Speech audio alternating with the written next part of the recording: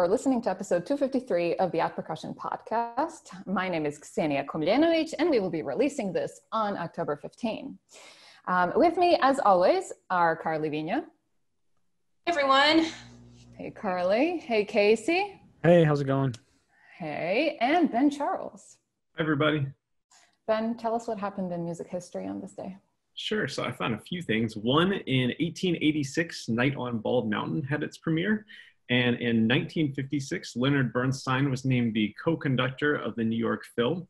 But the one that I really wanted to dig into very briefly today is that in 1968, there was a band called the New Yardbirds that made their first performance under their new name. Their new name was Led Zeppelin at a gig at Surrey University in England. So what happened here is there was a band called the Yardbirds that came to the US during the British invasion of the 1960s. That band broke up in 1968.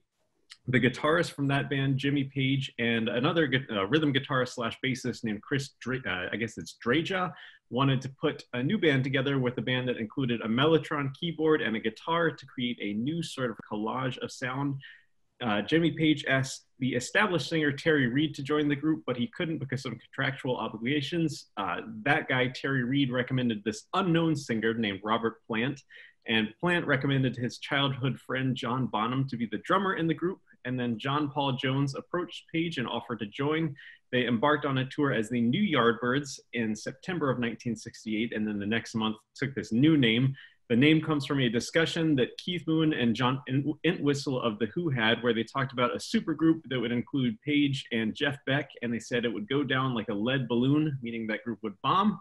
And so they adopted that as the name for their group. They changed the spelling of lead to LED to prevent any mispronunciation.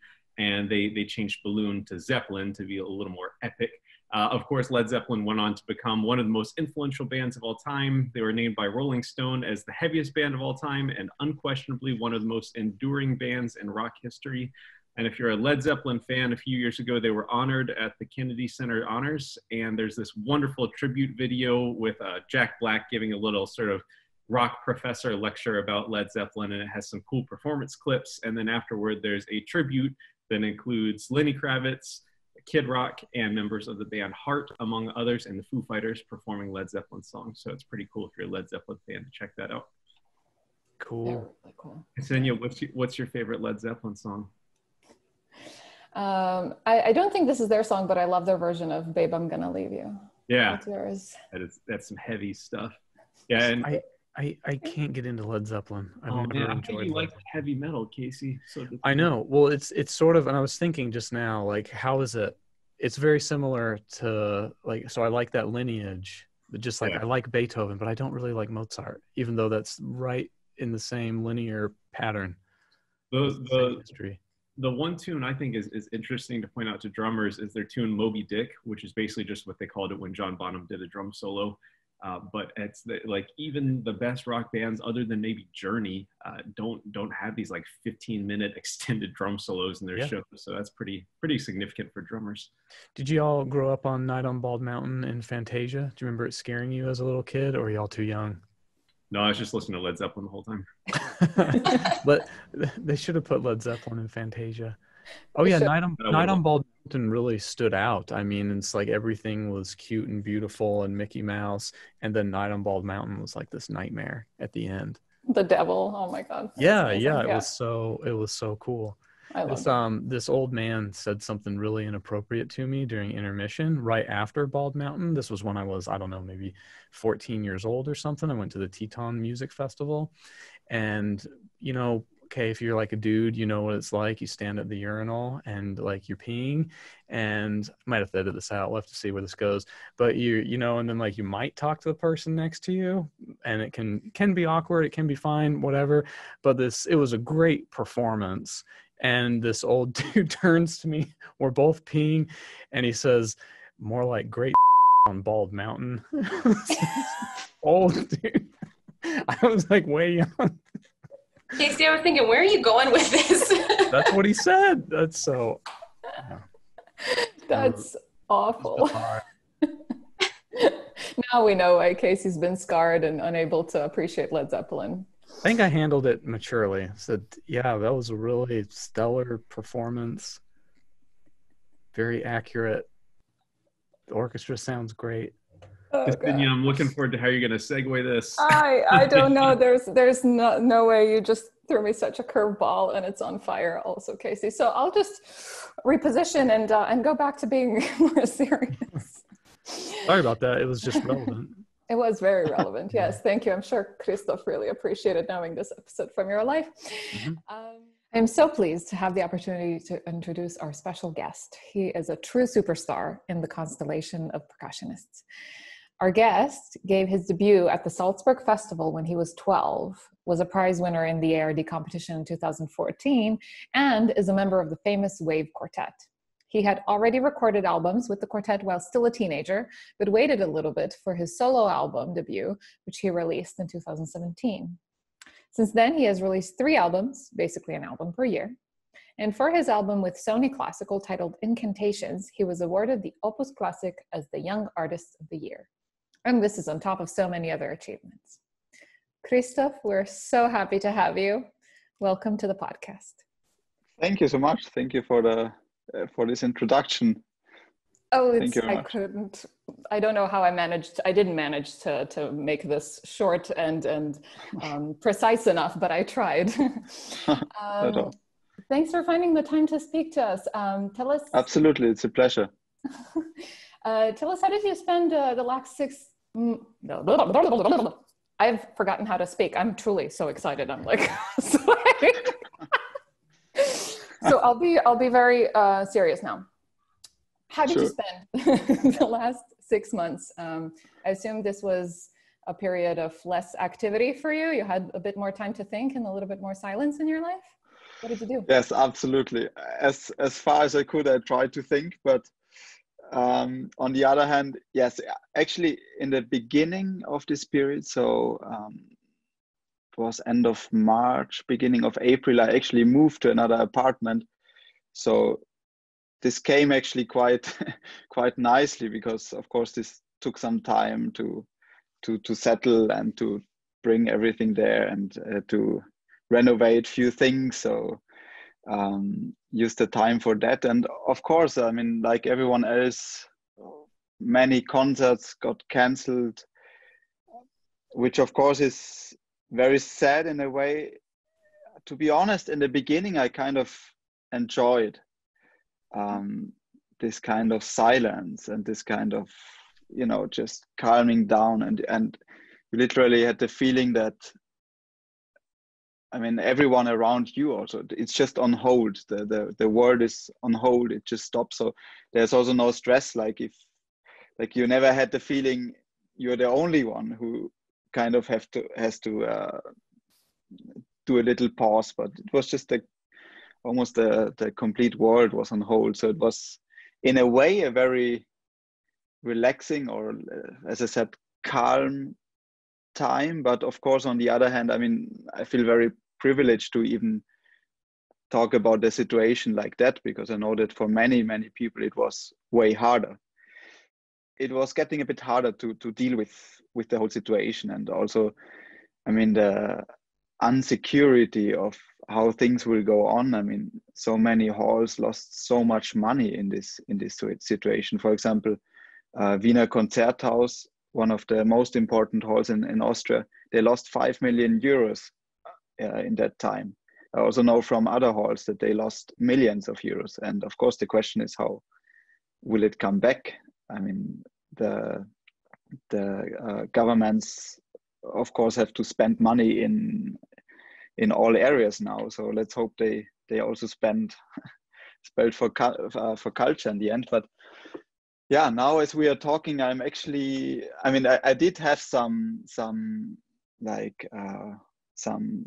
kind of Corona concerts, like video recordings from concerts that had been cancelled. And I also did a concert in a small church in Germany, which was kind of funny because there were, I think, 30 people in public, and it was broadcasted in radio in NDR, and the team of people was like, I think, and also from the festival there was so the staff was like 15 people, and the public in general was 30 people. So it was kind of weird, but that was a very, very nice experience. Even if you play for 30 people in a small church, I mean, it's fantastic.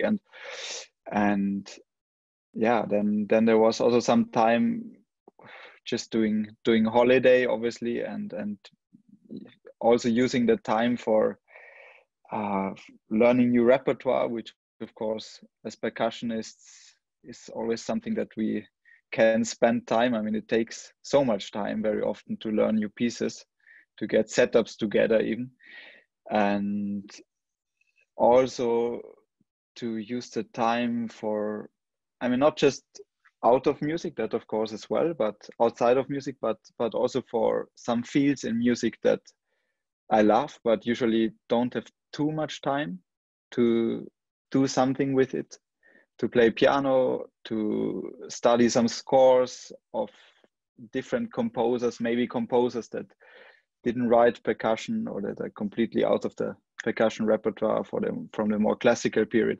So of course that left some more space to do that. And now, as we are talking, I'm finally preparing for some concerts, and I will be playing in Zurich next week, and after that in Potsdam near Berlin, and then 4 other concerts which are kind of instead of a festival where I would have played, and the complete festival was moved to the next year. So they are doing a completely different program with some open air concerts and in different cities. And yeah, I'm very much looking forward to that, actually.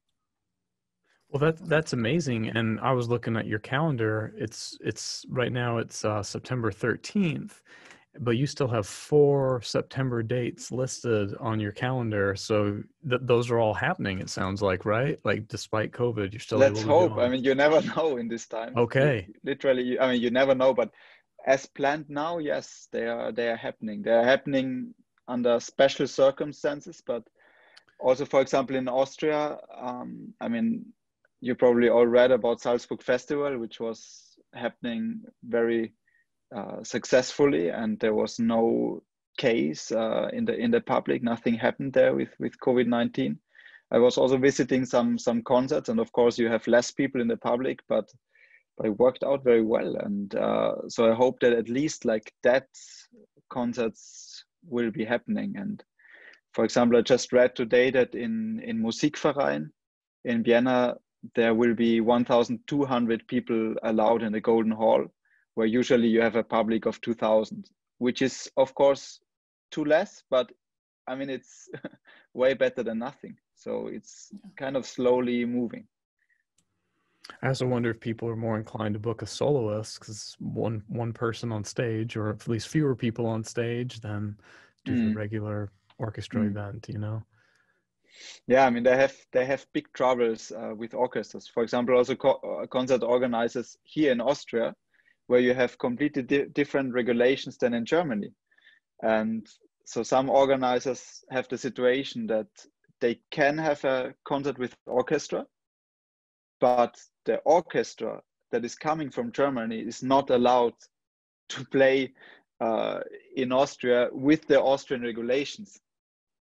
Oh, wow. Because they still have different regulations in Germany. And I have concerts planned in Germany where with orchestra where I still don't know, of course, if it will happen. So I would play the Friedrich Zerha percussion concerto, which I absolutely love, and it's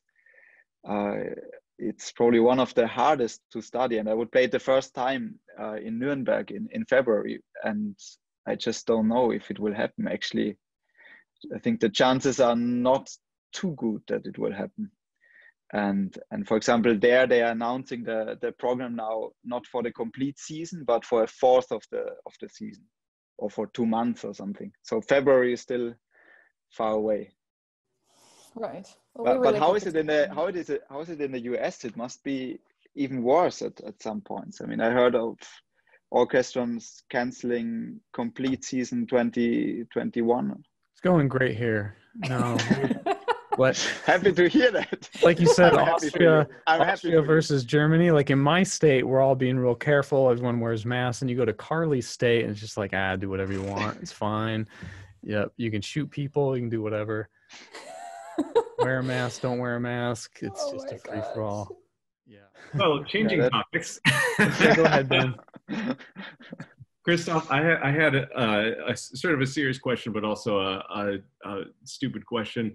If anyone's not familiar with Christoph, look on YouTube. There are many, many extremely well-produced videos, and it seems like most of them, if not even all of them, are like television. Actually, like a studio has produced them, which is something we don't see here in the States too much. So is that, it seems like you perform in televised performances. Is there just a better venue for classical musicians? And furthermore, when you play at Rebonds, you have these super cool looking red sticks, and where can I buy those?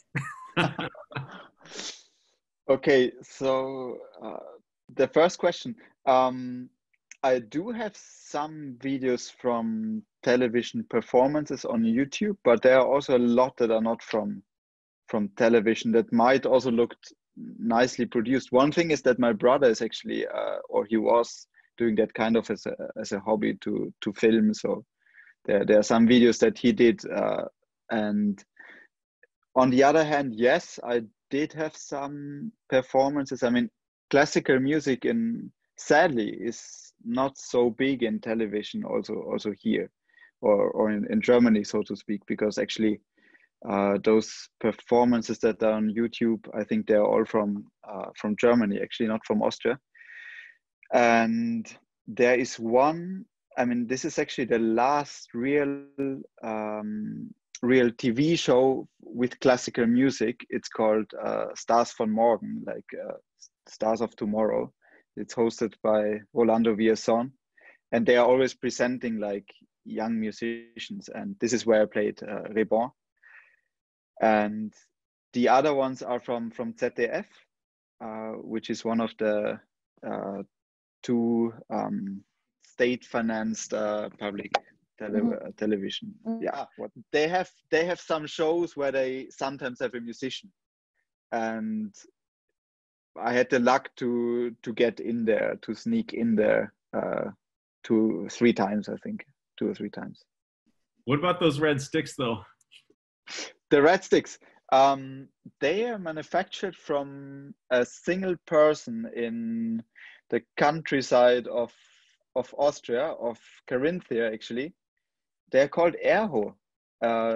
It's ERHO, and they actually do have a web page where you can order them. And actually, Martin Grubinger was playing them, and I think he was kind of developing them with that guy. And so they are called Martin Grubinger model, I think. And there are 2 sizes available as far as I know. And I play the smaller size usually. They're not so heavy ones. They are kind of, I mean, or are they called taiko sticks also? They kind of have a taiko influence probably. And are they made of wood or are they plastic? No, they're made of wood. They're made of wood. Okay. Yeah. And I've many of them actually, and not all of them are red. Just he's kind of how should I say? You might order red and then you get pink. So it's not, you don't always get exactly what you order maybe, but it's always good quality. And I just have lots of pairs so that I can choose also sometimes even according to the location, because funnily he doesn't have always the same wood quality, let's say like this. So sometimes you get heavier ones sometimes a bit lighter ones, even if they are the same size. And depending on that, of course, also the balance is changing, and that of course has an impact on the sound.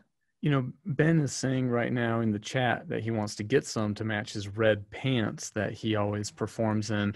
But Ben, do you see how Christoph I read is that. talking? I thought that's quite weird. Well, you're talking about the weight, the size. No, I don't care. I just want my sticks to be red. Well, I was going to say, you could just paint some sticks red, you know. You don't have Wait, to. Casey, Does this have anything to, yeah, okay, no, I think that would go too far. But oh, please, too far. I was just having a strange link in my head with the story that you told before, and oh, the night on Bald Mountain. Yeah. See, there you go, Ben. Perfect. Anyway, the old guy was fun. I hope I could answer your question. I don't know if he will ship it to the US, but probably he will. Ksenija will bring me back some from Croatia. Damn it. We'll put you in touch with some European mafia. Don't worry, Ben. Karli, you had a question from Facebook. Now that we've gotten all the important questions out of the way, like where we can get red sticks, we did get a lot of questions from Facebook and from Instagram for you, Christoph. And here's one from our listener, Ryan Carlisle from Virginia. And he asks, if I had to describe your playing style in one word, it would be theatrical. I thoroughly enjoy watching you play. Can you talk about how you developed that style of playing, or did it just come naturally to you? Well, I think, the movement should never be superior to the sound, obviously, and to the music. But I think what the movement should do is to support what you want to express, obviously. And in order to do that, I think, of course, for us percussionists, probably for every instrument, movement is always connected to sound and to what you say, to what you want to say. So I think I would say, yes, it does come naturally, absolutely. But my understanding of playing and my understanding of technique in general is very much related to movement. It's very obvious that if you hit an instrument, doesn't matter which, if it's a marimba bar or if it's a bongo, if you hit it like this or like this, it's a completely different sound. And I think that's what I'm always searching for. It's different sound characters, different articulation, and so on. And actually, it's always amazing to experiment with that and to try to play with that and to get different ideas of how to play those drums. This brings us to another question, which we got on Instagram from Mateo Rivas Castro, who is from Ecuador, if I'm correct, but writing from Russia. He said, what can you tell us about the Austria-German school of the marimba? How and why do you play like you do? There's a very distinct style. Honestly, I don't think so, because you have a huge variety of playing in Austria and in Germany. And even from the school that I studied with, I think if you watch the students, they're very different types of players. For me, from someone from outside, it might look different because you have a different view maybe, or you watch different details. But for example, if you watch Kai Strobel, who just won the RD and tromp competitions, who was a colleague of mine at Anton Bruckner University, I do think that he has very different movements. Or if you watch Elliot Gaston Ross, who was, I think, third prize at tromp, also at the last tromp. He's also a completely different character. If you go farther than that, and if you go to Germany, I think that every school has the probably different approach in a way. Like if you compare even what Peter Sadlo played, compare to Bogdan Bacanu, who was my marimba teacher. They played completely different mallets, completely different approach actually. And if you go to, for example, Stuttgart and you watch what they are doing there with Marta Klimansara, I think it's again very different. So what I can say about the style that I am playing, at least, is and what I learned also from Bogdan, who also studied with Keiko Abe, of course, is to play with weight. And I think that's something very important. And that's something that I also hear very often from other instruments. So if you listen to a violin player, or if you listen to a piano player, or if you listen to a harpsichord player, they will all tell you that they try to use gravity for the simple reason that it saves power. And also that it, I mean, if you imagine a violin player using his bow like this, it won't sound. And I think that's very similar to percussion. So of course, I'm not saying that the way that I'm playing is the only way to do that. There are tons of ways, but with the way I'm playing, I'm actually trying to do that. And for that, I'm using probably a bit heavier mallets than some other people use, I guess. And I'm also using rattan all the time, which probably not so many people do with the grip I play. Exactly, and that was another question that we had, which is why rattan, from markeldrummer from Spain. Mm-hmm. Why rattan? It's kind of a how should I say, suspension. It's kind of takes off some of the attack, I think, and it's connected to this way of playing that comes from Keiko Abe, I guess. It's just a bit more flexible, so it takes, yeah, as I said, it takes off some of this attack. Of course, there are some difficulties with it, maybe, but I mean the most important thing is that if you play with heavy mallets or on a marimba, I think then with wood you will get problems at a certain point, and the rattan takes some of that out. And I think personally that, I mean, as a percussionist, we don't have to worry too much about playing staccato, but actually the thing is, which is way more difficult, is usually how to play legato, how to connect notes. And that's again something that that's again a point why I probably play the movements that I play, because I try to connect notes with each other. And with that, it might look theatrical in a way maybe, but it's actually phrasing based, I would say. I just wanted to add also, I play rattan also, and I find that the flexibility of the mallet can create different articulations. And actually, if you take a rattan mallet and if you just squeeze more pressure on the handle, the mallet becomes stiffer and you can get like a more staccato sound. And if you loosen your grip, it becomes more legato. So yeah, I think it's a much more flexible sound than birch handles. Mm. Yeah, absolutely. It gives many possibilities to create different sounds.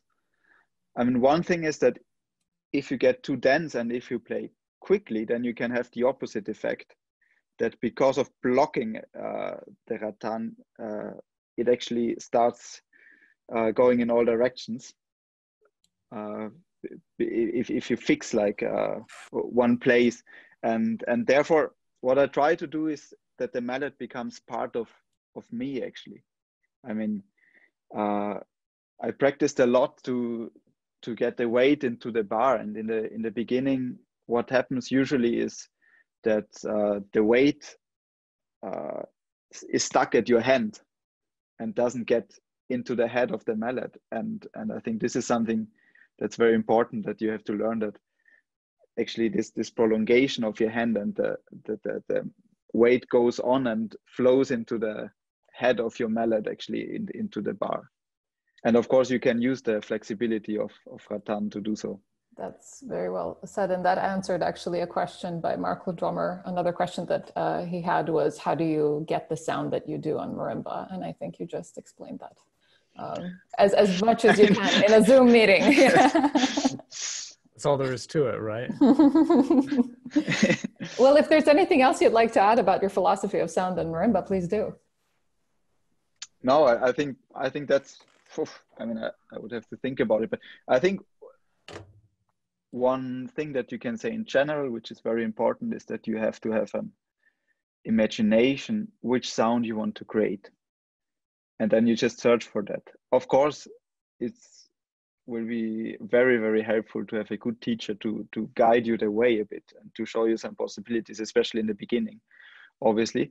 But from that on, I think it's just very important to get the sound and imagination. And this is something that is constantly evolving and has to evolve for every musician. I think if we don't evolve on that, if we don't search for new possibilities with that, then we will get stuck, and there will be no fun. Because I mean, if you're a professional musician, you don't always play new repertoire in the concerts, but you play some pieces 20, 30, 100 times. If you always play them the same way, it will get very boring. And so that's something that helps me to still want to practice, at least sometimes, to search for new elements and new sounds. Well, speaking of sounds, we've talked a lot about like the rattan mallets and the sticks and all, but you play a very unique instrument, the wave marimba from Adams. Can you tell us about that instrument? Well, it's actually a Bogdan Bacanu marimba, if you want to be correct. And he developed that together with Adams, and obviously the look is different. That's something that Bogdan always wanted to have. I mean, he was originally playing piano, and he was kind of used to the style of a piano. I know that most pianos are not white and red, but if you talk about the finish, it's actually a piano finish. But that's not everything. It's also built a bit more massive, and it has some tricks and twists. And what's amazing is that it really sounds different even than an alpha marimba.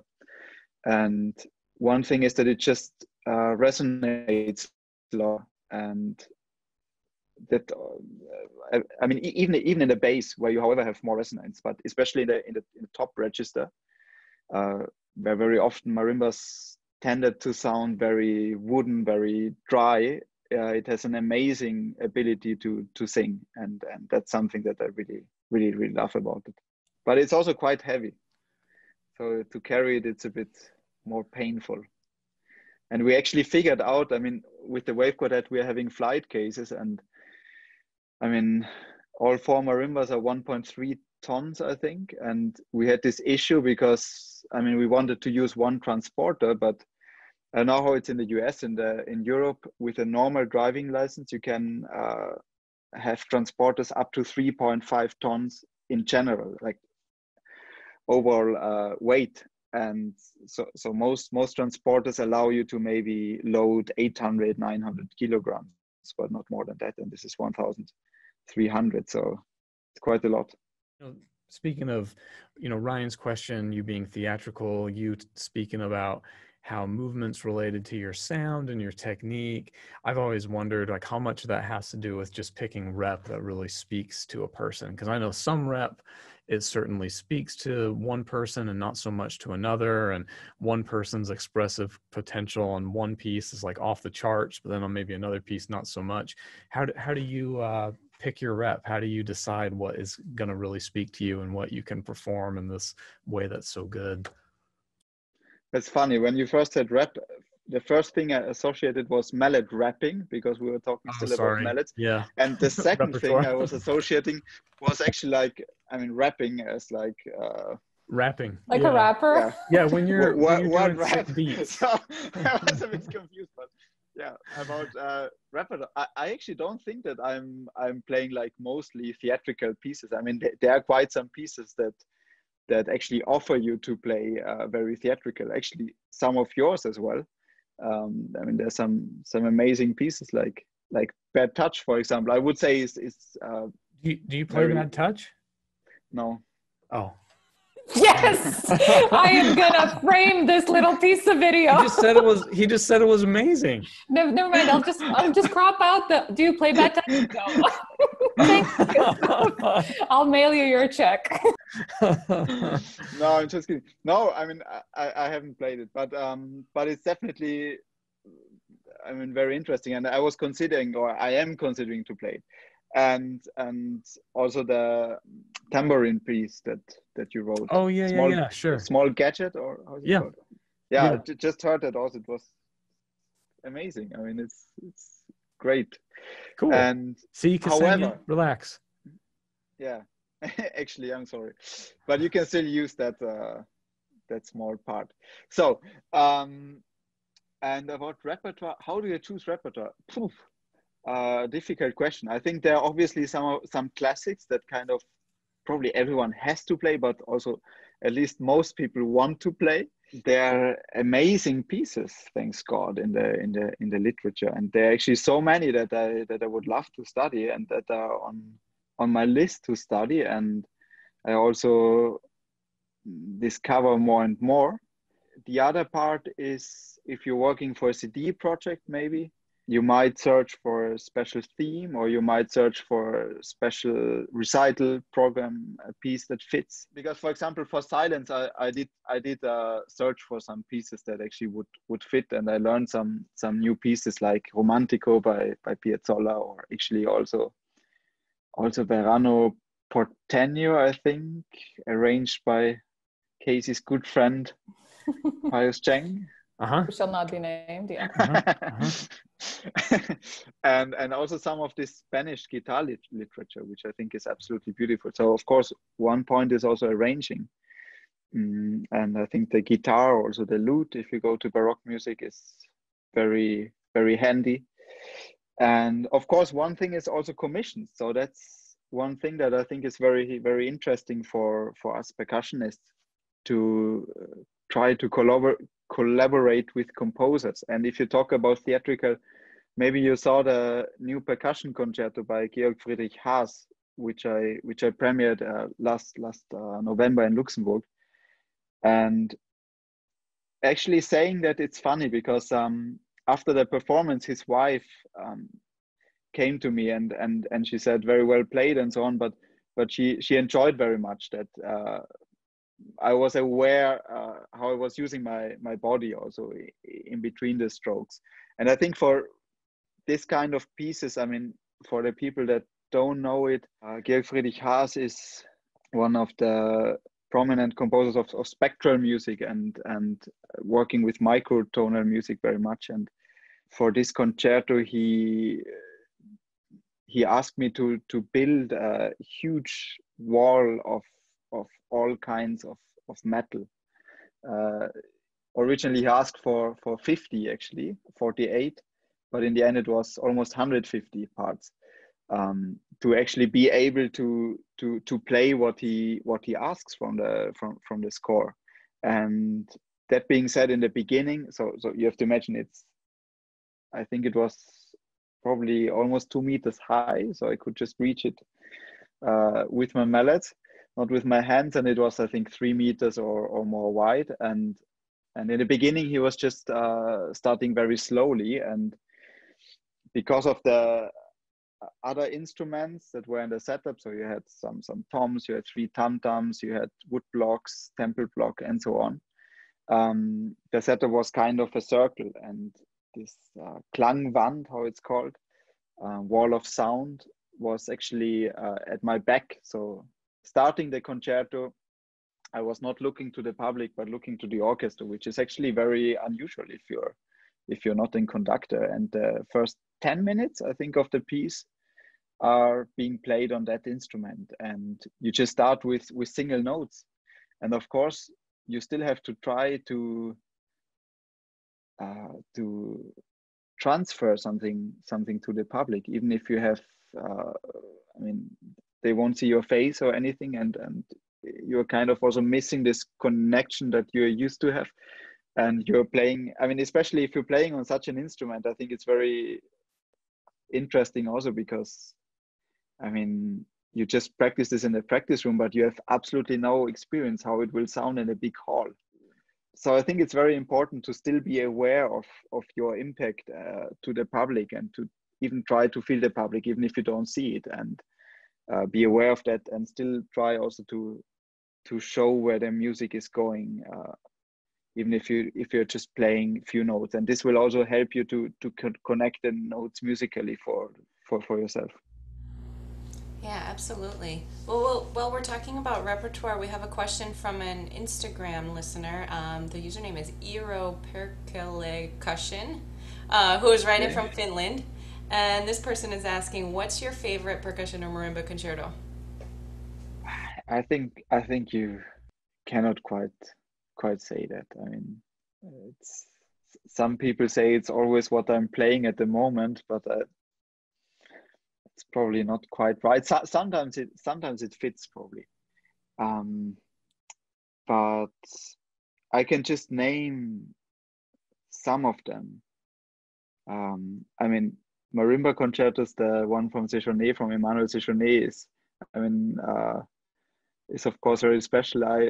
I was participating in the competition when this was premiered in 2006 actually. So I was one of the first ones to play it, and of course, I mean, and also my playing has changed a lot since then, but I know it for quite a long time. One of the absolutely greatest percussion concertos, I think, musically also, and in terms of musical depth, and that is the one from Friedrich that I hopefully play in February. So there's a great version with Martin Grubinger on YouTube if you want to check it out, with HR Symphony Orchestra and Orozco Estrada. And for me, I mean, it's obviously not it's not the most approachable language maybe compared to Séjourné or some other concertos, but I think it's a fantastic concerto, and really, so I think that's one of those concertos that hopefully will last. And also the one that I just had the honor to perform, the concerto by Georg Friedrich Haas. I think it's fantastic. And I mean, talking about that, most of percussion concertos are very different from each other, and I think that's amazing. I mean, of course, there is this genre of kind of how should I say, romantic, maybe neoclassical marimba concerti. But if you go to percussion concertos with setup, usually the composers they always find very special solutions how to deal with that. And for example, with Haas, already from the instruments, I mean, I never played before on something that was even close to that. But I think it's amazing for what it is, actually, for being something that no one else probably could write in that way. And of course, there are so many. I mean, also the concerto from Einojuhani Rautavaara, Incantations. I love it because it's one of the few percussion concerti, I think, that are for a bit smaller orchestra, and that are also written in a more chamber music way. So very often you have the huge orchestra and lots of stuff going on, and very often very archaic and very loud. But this one is very different in that regard. And there are also composers. I actually just spoke, I think 1 month to a German composer that I would have really loved to write a percussion concerto. And he just said that he doesn't know what to do with that. He said that might change, but for him, percussion is such an archaic instrument that he wouldn't know what to do with a 19th century symphony orchestra behind it. That's just for himself. I mean, he just said he didn't find his approach to that repertoire or to that combination yet. And I think that's very interesting, because there are many composers that struggle in the beginning with the idea of writing a percussion concerto. I think even John Corigliano, he wrote it in his foreword for The Conjurer, that he also in the beginning he was not sure if he could write a concerto or if he wants to write one, because usually you would establish some thematical material in the solo instrument, and how would you do that if you if you don't have tuned instruments. Obviously, you have a marimba, you have a vibraphone, but if you put that aside, it's something else. So it's a challenge, and this challenge brings all kind of solutions. We have another question from Antek Olesik from Poland, but writing from Florida. He said, what in your opinion is the importance of competitions in a solo percussion career development? How did your competition titles help you? So I did quite some competitions up to when I was 12, like youth competitions, and then the one in Linz at that time. And of course, at that point, it was not about career, it was just about motivation, actually. And I mean, yeah, with the competition in Linz, for example, it was just amazing to be there, being very young, and basically you don't care. I mean, if you come to the second round, it's amazing. So you have like no pressure, and that's just amazing. And then the next competition I did was RD, and after that I didn't do any more. I would say RD for me it opened some doors, but I did have to walk them myself. So it was far not that everything went by itself.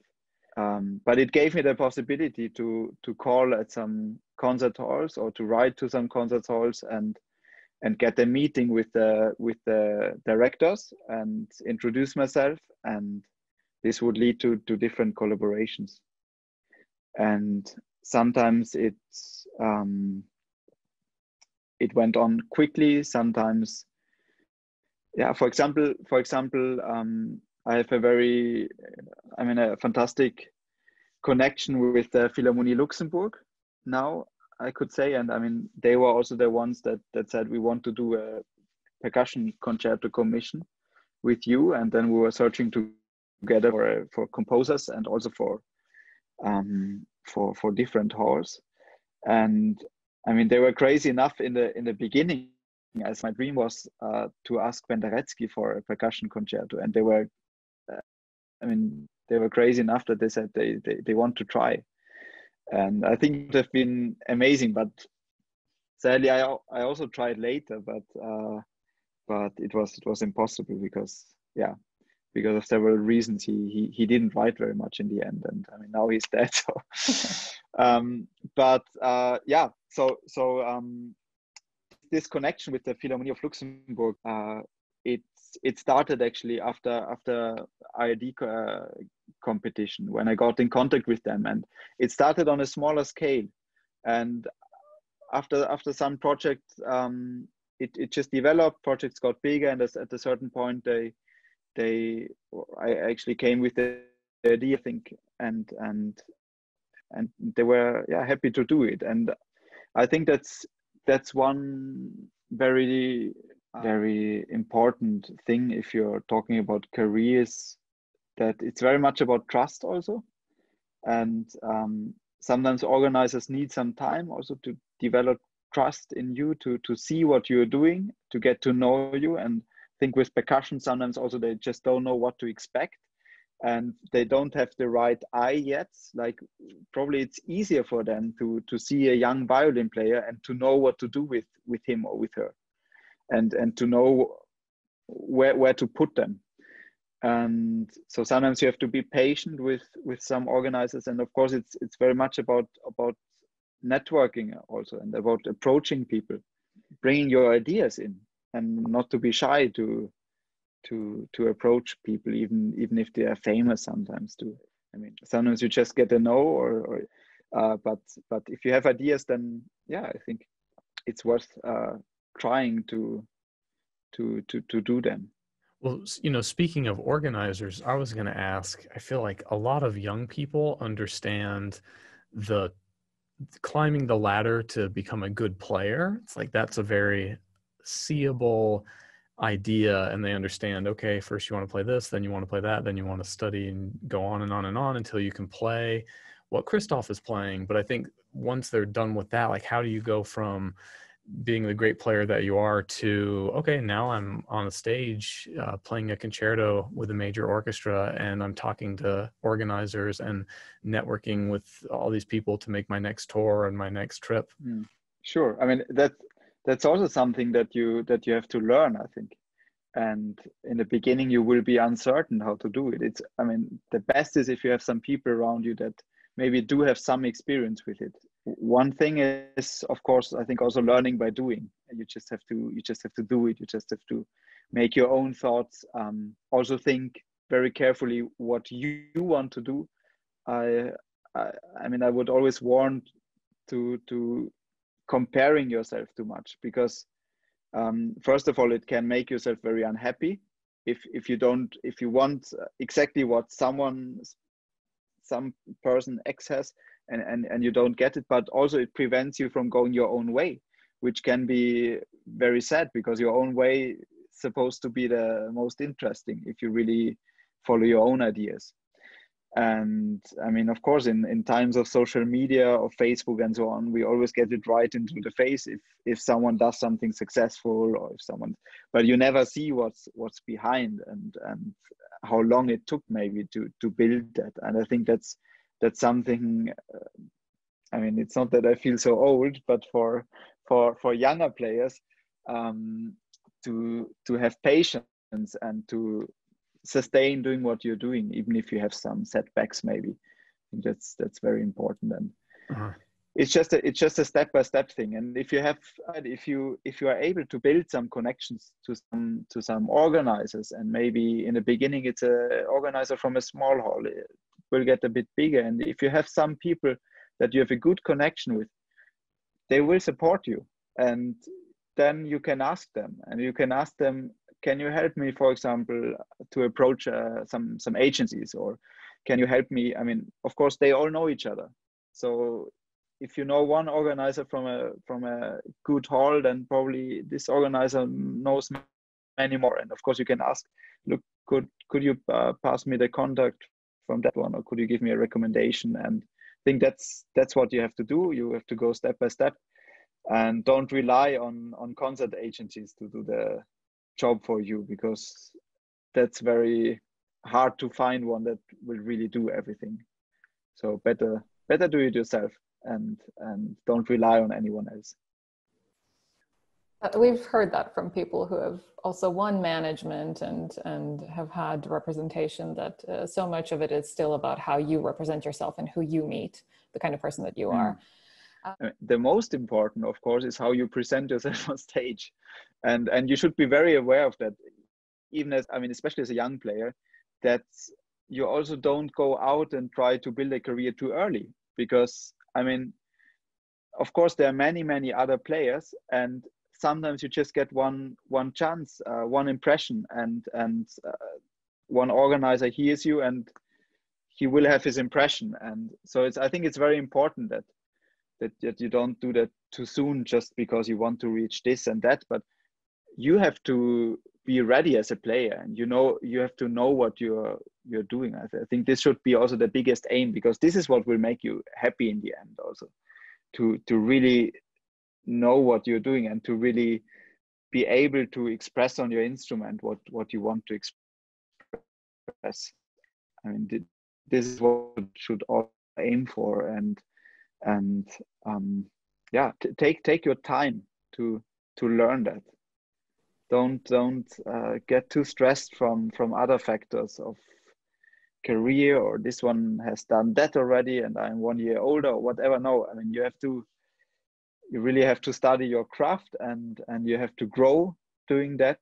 So I think it's very good if you don't go from practice studio to a very big stage just like this, because I mean, when you're on one of those big stages, you also experience, I mean, you don't just get to know, but you experience what it means to actually stand on that. And also of course the pressure and the comparison with I mean, the people that play on these stages also from other instruments, they are great players usually, so you have to be able to keep up with them, and for that it's good to have something in your backpack. Of course, wait until you're mature enough, basically. in Christoph's life, that was being 12 to go to Salzburg. For most of us, it might be 40, but that's okay. If that's when your time comes, that's when your time comes. Okay, so to go to answer to all our listeners, we have Filip Koroshetz, who's from Slovenia, but writing from Sweden. He said, how do you get your one-handed runs to be so lightning fast and still seemingly so relaxed? Thinking of Frozen in Time first movement. You have a quick answer. I was just thinking one-handed runs. Where do I play one-handed runs?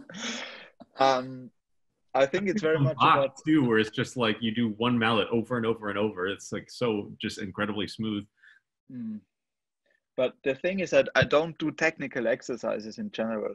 I mean, not really. So I took a lot of time to learn how to play. As I said, I did very basic movements and exercises, like just with one mallet. And it took a lot of time to understand how that works with one mallet. I think this time was where, yeah, it's very important to spend time to actually, yeah, as I said before, to really understand your craft, to understand once you understood, and once you understood kind of how it works and how you can do things, you probably don't have to practice it so much anymore. And that's also what I said before. If you play with weight, then you don't have to use your muscle so much. A muscle you have to train, but weight will always be there. Hopefully, I mean, with Corona and everything, you never know what will happen next. But usually, gravity will stay with us, and so that's something that that will help you to not to have. I think once you invest lots of time to really understand your technique, you don't have to invest so much later, and that's actually very important, because often you don't have so much time to prepare something. And talking about Frozen in Time, I just try to stay relaxed.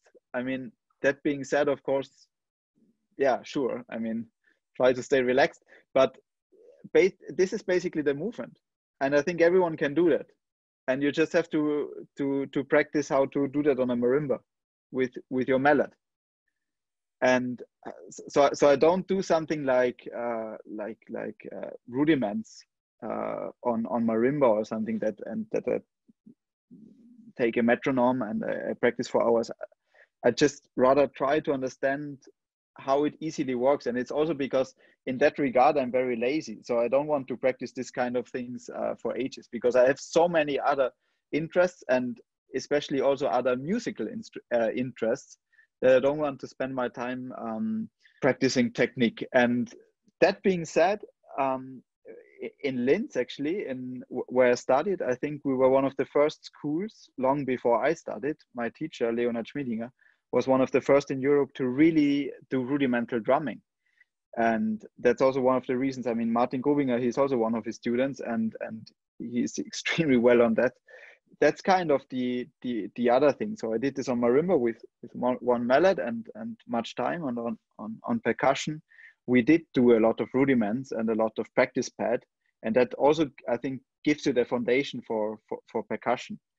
And I did this very much in my studies. Then I didn't do very much of that for quite some years, actually, but I just, if I had to practice something, I did it on the setups, because I think it's also something completely different playing on a practice pad and playing on a setup sometimes. So there are people that can play incredibly well on a practice pad, faster than me, but then suddenly if they have to play Rebonds, for example, they don't know how to do it.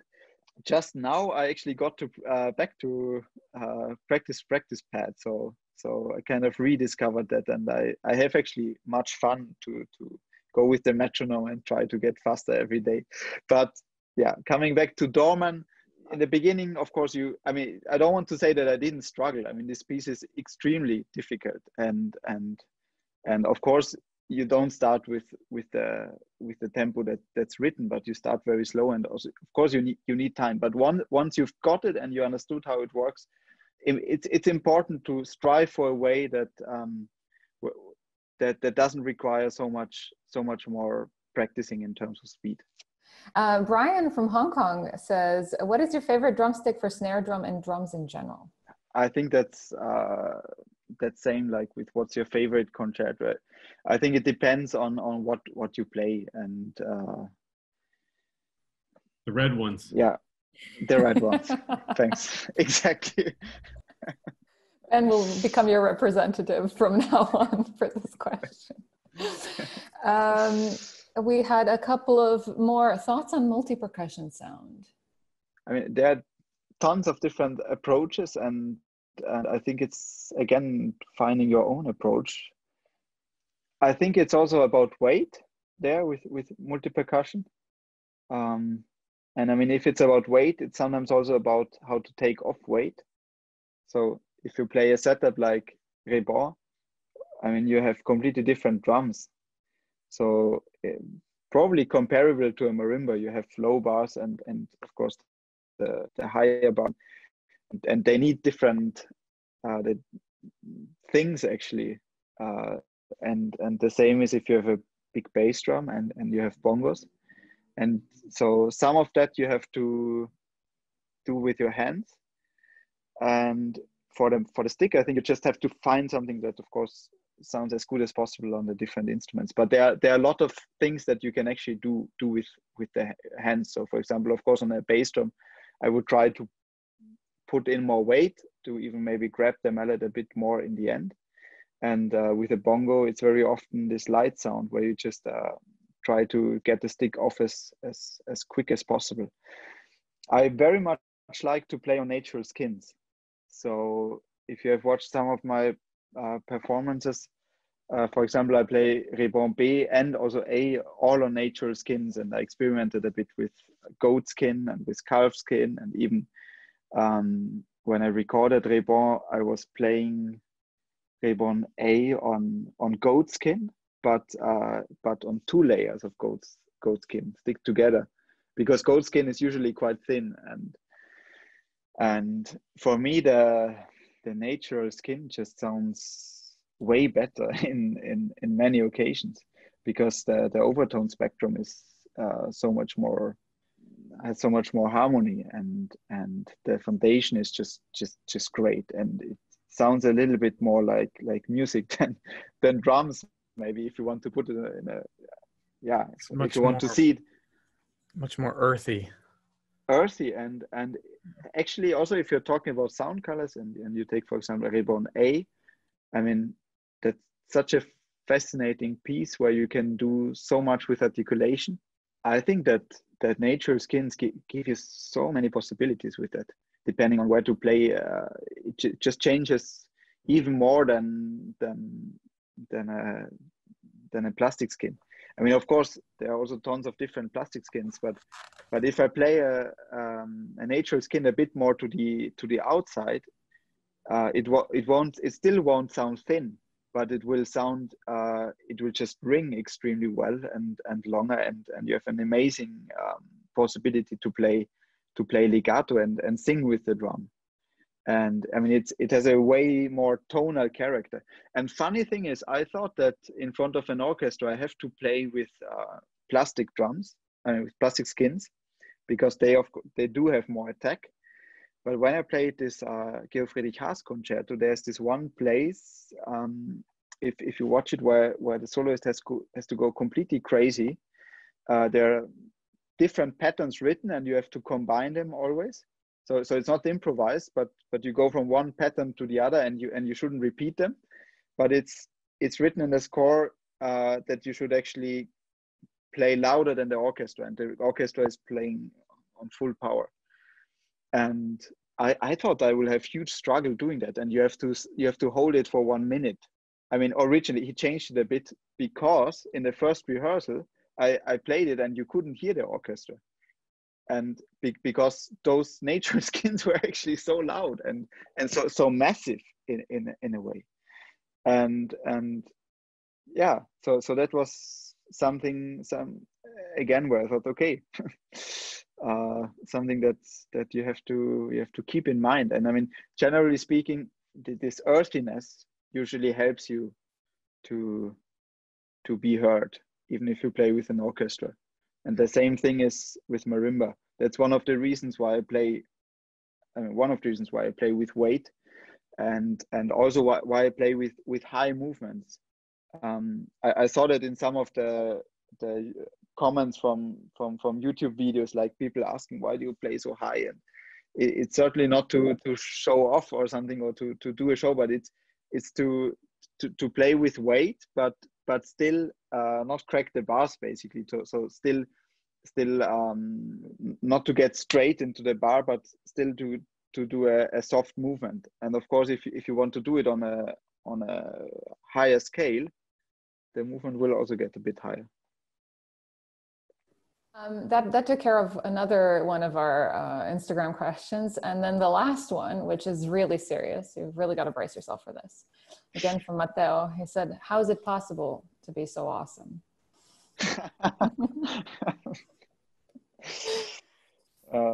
You've got a lot of fans. Well, that's great to hear. Thank you so much. Thank you so much. I mean, it's great to hear that. Especially because, I mean, I've so many things that I want to work on that I sometimes really don't have that feeling. So it's good to hear it from other people. Thank you very much.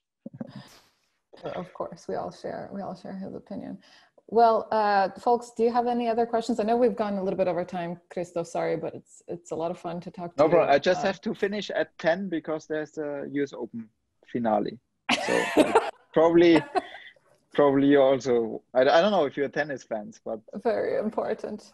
I think our young listeners might just want to hear, like, what's a typical day like for you? Because you mentioned way at the beginning of the episode that it just takes a long time to learn this rep, and so many people nowadays, we're all just saying like, oh, I can never find the time to do this and that. But what's a day like for you? A typical day? I think there's no typical day, but I mean there are the days, of course, when you're kind of on tour, when you're playing concerts, and then of course you're focusing on that. And I mean that's something that maybe many people also cannot imagine when they haven't done it. But it's extremely exhausting to play concerts as a percussionist. And that's why now, if I play concerts, I always have someone to help me, and to sometimes even, it's actually what I try to do, even if I always feel like I also want to build up and build down and I want to help, but I really have to hold myself back and save my energy, because if you spend 2-3 hours on a concert day to build up, and then after the concerts also to build everything down and load it into the truck, and then it's 1 o'clock, and maybe on the next day you have a drive of 8-9 hours in a transporter, which is not the not the nicest way. Comfortable, yeah. Yeah, not the most comfortable. I mean, you really have to save your energy, and so if you ask me about being on tour, then that's for sure one of the things that I had to learn, especially when I did this in 2017, 2018. I did this ECHO. There's this European concert hall organizations from, I think, 25 of the big European concert halls, and they always nominate different people to play in all those halls, and they send them around. So you play lots of concerts. This is where I really understood that it's so important to have people that help you and actually let them also help you. And well, if I'm at home, it depends. If there are concerts to come, or if there's nothing for the next 2 weeks. Of course, if possible, I try to squeeze in learning some new repertoire, or the moment I'm trying to learn maracas, for example, for playing temazcal. I mean, as a percussionist, sometimes we don't just learn a new piece, but we learn a new instrument, actually, to be able to play a piece. And so I'm trying to learn this Venezuelan techniques. And of course, it takes time. There's some things that you can do even when you're watching maybe a tennis game, some stick tricks, or even practicing practice pad maybe sometimes.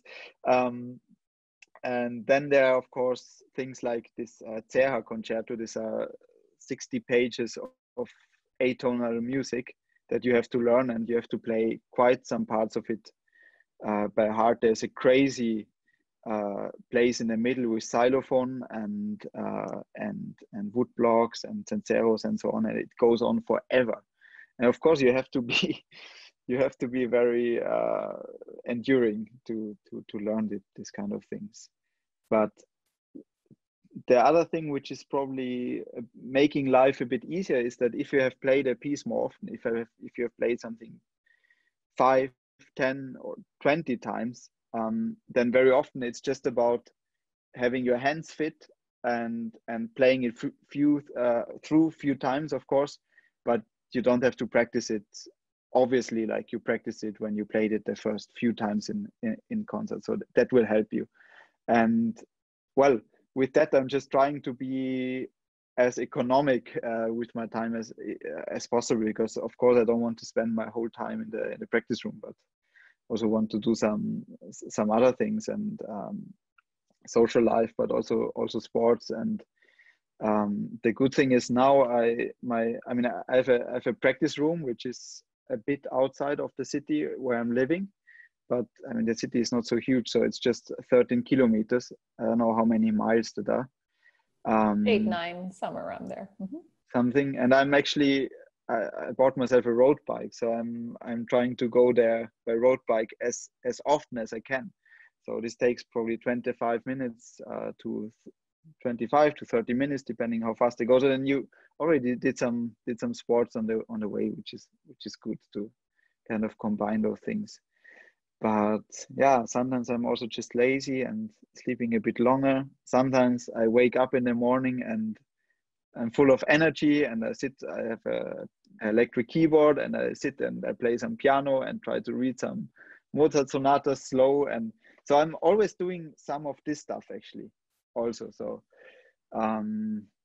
because as I said, I see music as a complete thing, and I think if you do only percussion, I mean it's great, it's amazing, and you can do so much, but in the end it is limiting. So for me to sustain my fun in playing percussion, it's actually it's necessary to do other things. And for example, when I was learning, getting back again to this Georg Friedrich Haas concerto, which is crazy from the mental side. It has places where you have like normal 4/4 bar, but then you have 32s, 31s, 30, 29, and so on, but with different instruments and changing and everything like that. And the thing is, I didn't have the instrument ready, this sound wall. It took so long, and I was just not happy with it. And I decided better build a bit longer on that, and then have an instrument where you don't have to practice so much. It's better than having an instrument that actually doesn't sound so well, and you have to practice so much to make it sound good. So I basically learned that concerto just with the score, and of course that can be a bit dry sometimes. At the same time, I was practicing 13 drums a lot, so I didn't quite have a marimba repertoire going on at the moment. So I just sat on the piano, I think 1 or 2 hours, and I basically had lots of fun doing that actually in between, and playing some Mozart or Beethoven. Not that I'm a great piano player, but it's just great to get in touch with some other music, and so that's, yeah. You're good. We saw some videos of you playing piano. You're good. You're better than you sell yourself. I don't know, but yeah. Sorry, go ahead. No. You play some other instruments too, no? Well, I started a bit of harpsichord, which was also very interesting, and also a thing that I try to do from time to time is to do figured bass. It's just also very healthy for harmonical understanding and so on. And it comes, of course, with harpsichord.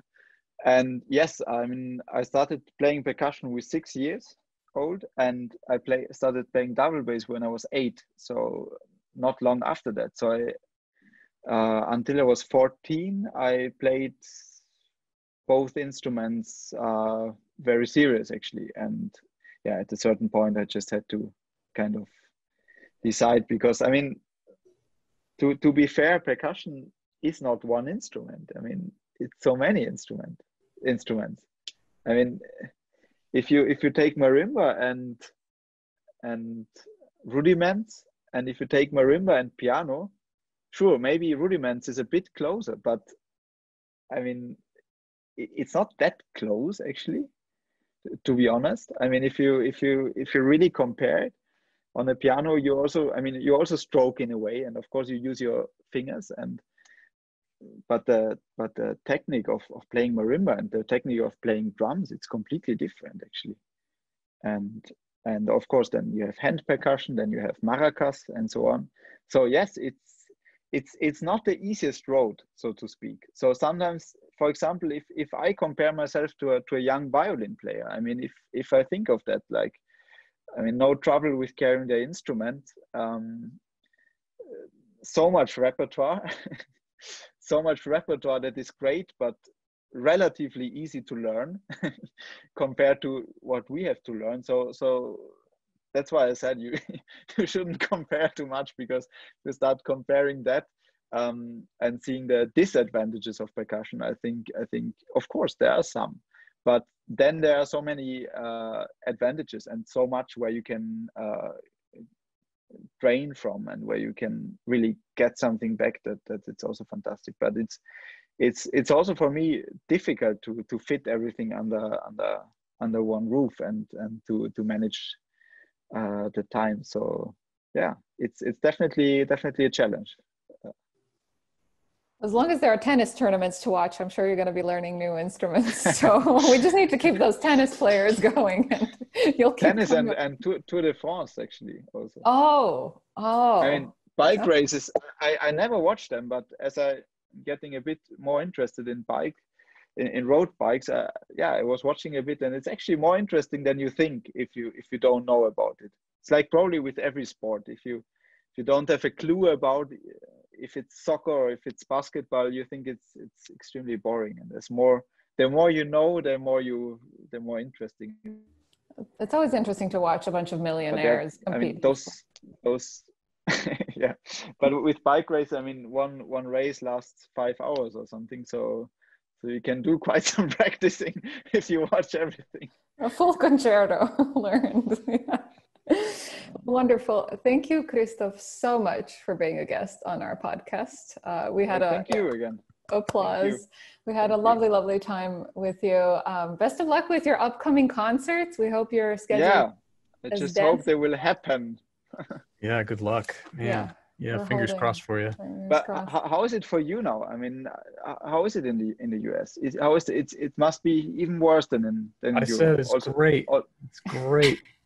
Everything's so you just don't want to talk about it. Actually, something that probably I should at least say is that I also started teaching again now, because I was teaching in Vienna, but I stopped for I think 2 years. I didn't teach now.